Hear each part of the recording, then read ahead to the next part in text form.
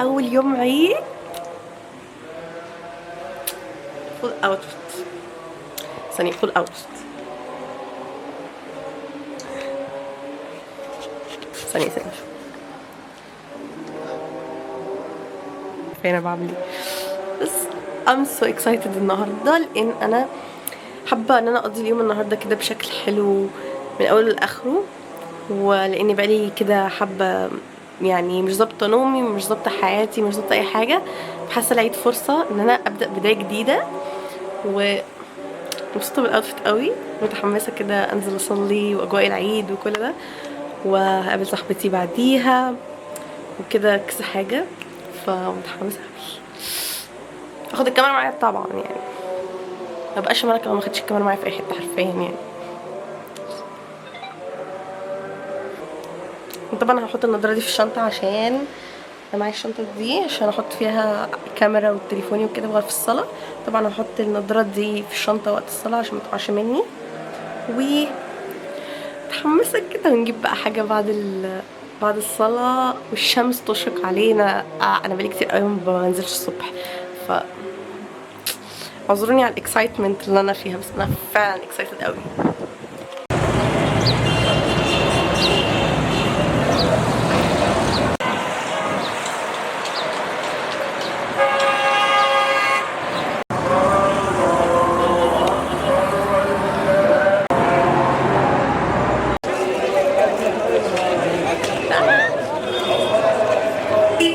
شكلي موميا. شكلك عسول. موميا. ايه حاجه شكلي موميا. ببقى بيل قوي الصبح. قولي حاجه متكسفيش.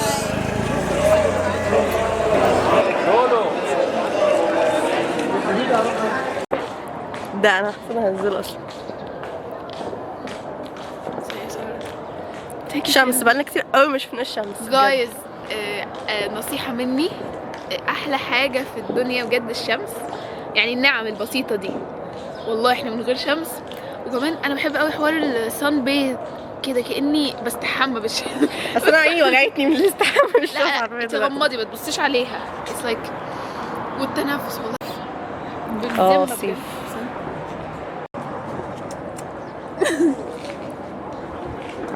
احساس الكاميرا يا قلبي.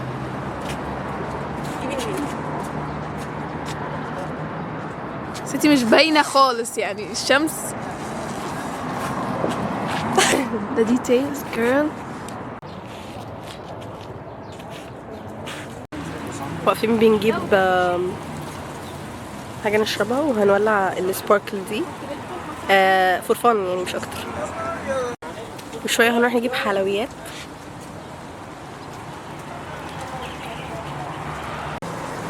ملكة خلاص هبقى هي ما بتعملش حاجه بقى. ايوه بس وانا استفيد من دي.